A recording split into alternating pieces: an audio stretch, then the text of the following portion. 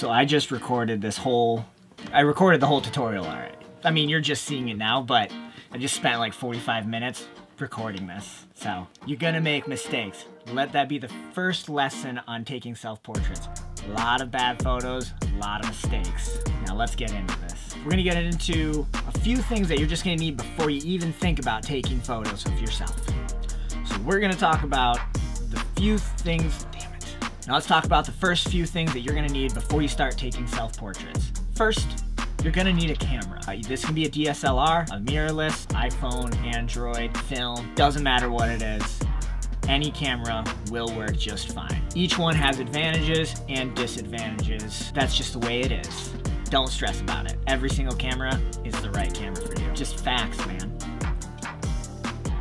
Second, you're gonna want some sort of stabilizing feature. Whether that's a tripod, a coffee cup for your phone or your camera, a wall that you can lean a camera against, you know, the ground. You're gonna need something to stabilize that camera. You don't want it to be doing that.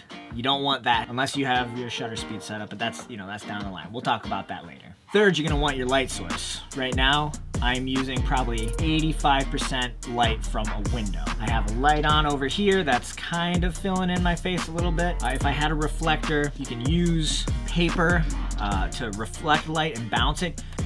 You're gonna wanna have a light source. You gotta work with whatever you got. You know, if you've got a Westcott or Godox lighting, awesome. Also, can I borrow it? That shit's expensive.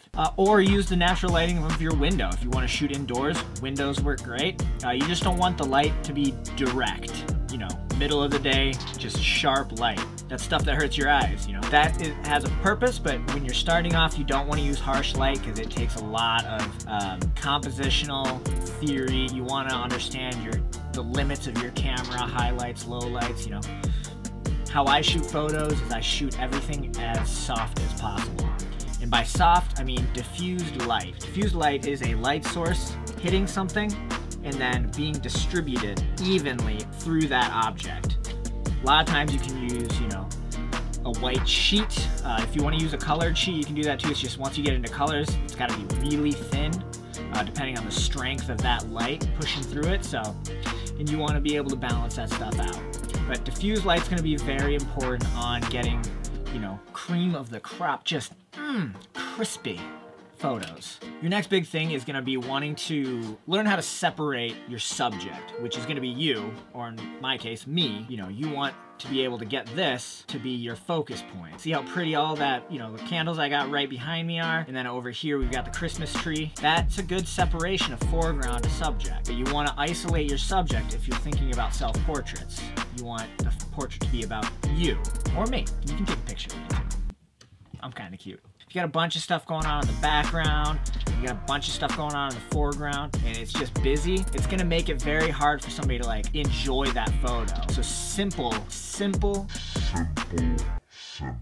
Always think simple. You don't want to get anything too complex. Simple is better, always. I mean, that's just with life, just the way it is. If you can keep it simple, you're gonna do a lot better. And so with me, you know, you can do little cheats like this. You can throw a little candle up here in the foreground, just create a little bit of light, just create something different in the foreground, and then you've got me in focus, and the background's blurry. Obviously, it's about me. This is very simplified. It's not thought out at all. But that mentality of having something over here, maybe something back here, it's gonna create that separation of your subject to make it just more enjoyable. You know, you just want it to be a little more enjoyable to look at. And your next thing is you want to think about your framing. You know, framing isn't necessarily just a box, like, you know, not just a door frame, which I use. Here's a photo of me in a door frame. It's a very effective tool of framing, especially if you've got something going on behind that photo. Right here, I've got, you know, some Christmas lights in the background. That separates the foreground from the background. And me and my dog look really cute. But framing can be anything. If I have like, if there is a tree up here and, you know, a field over here, I'll put my head in the middle of those elements to make it obvious that I have framed it right here. Where sometimes you've got grass right here, tree right here in the background, foreground here, background up here, and that creates that same kind of framing and separation of foreground and background. So you get everything done in one